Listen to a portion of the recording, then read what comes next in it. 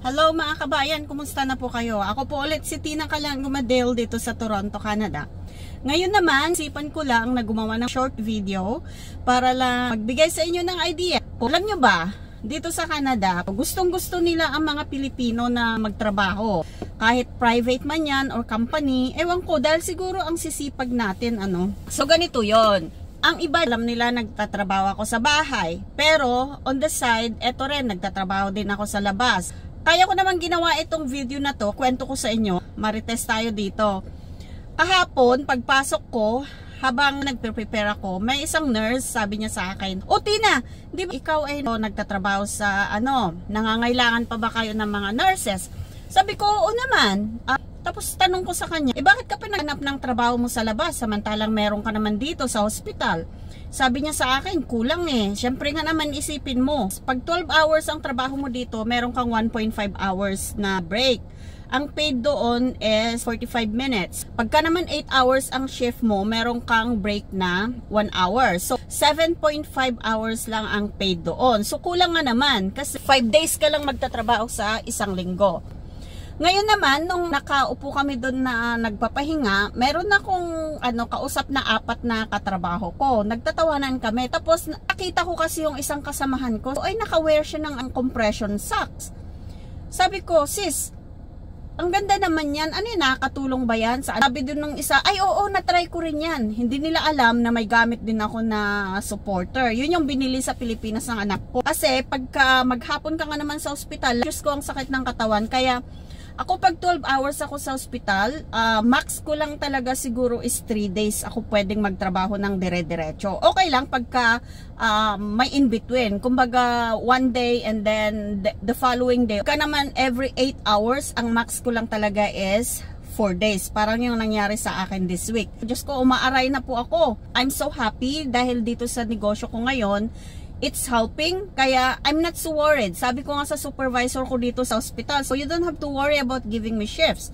Kasi ang daming hindi nakakakuha ng shift ngayon. Ang iba, slow down na nga rin. So ganito po kasi pag ang mga tao dito sa Canada, hinuklasan ko sa 4 na yon, hindi lang iisa ang trabaho nila. Merong 2 or 3. Tanong ko dun sa isa, sabi ko, "Pagtapos mo dito, saan ka pa?" Sabi niya, "Mag-home care pa ako." Kumbaga, pupunta pa siya magbahay-bahay. Ganito talaga dito, pero dapat temporary, Dapat may hangganan ng lahat kasi hindi naman tayo laging bata. Kaya dapat din mag-isip tayo ng ibang paraan na okay lang na magkaroon ka ng 2 or 3, pero tingnan mo naman yung iba na hindi puro physical. Yung kumbaga magtrabaho ka sa ospital tapos magdadrive ka pa, pupunta ka pa doon sa kung ilang oras mo rin na gagawin sa labas yun. Nakakapagod din. So wala ka na talagang time para sa family mo, Pag uwi mo, wala na, latang-lata ka na. So buti na nga lang kung mabait yung asawa mo or masipag yung anak mo na magluto para pag uwi mo, maliligo ka na lang, kakain, matutulog. Or buti kung may time ka pa na manood ng TV, paminsan-minsan, di ba? Yung mga iba, gusto nilang pumunta dito sa Canada, wala namang masama doon. Pero kailangan talaga pag andito ka, kailangan mo talagang magsipag.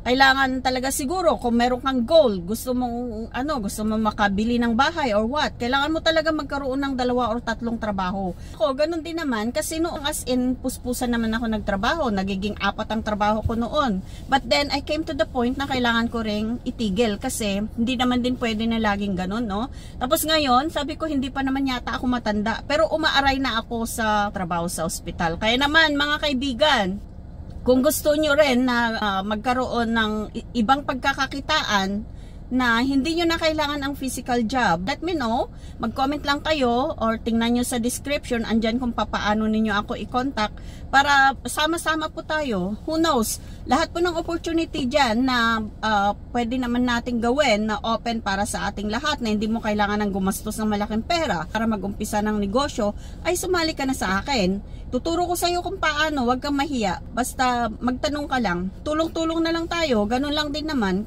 Darating din tayo sa punto na kailangan na rin natin mag-switch ng ibang source of income or ibang paraan kung paano tayo kikita nang hindi kailangan magpagod-pagod. Tanong lang po kayo, mag-comment kayo about Canada, ang buhay dito, bakit nga ba yung mga iba dyan gustong-gustong pumunta dito sa Canada, or gusto nyo rin makarinig ng ibang pointers kung paano magpapunta dito sa Canada. Sige po, tutulungan ko rin po kayo, magbibigay din po ako ng konting tips.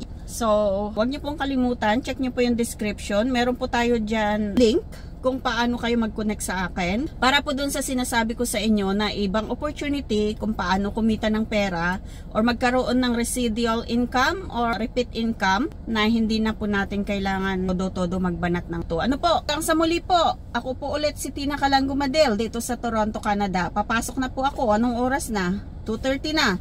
Thank you for watching. See you again in the next video.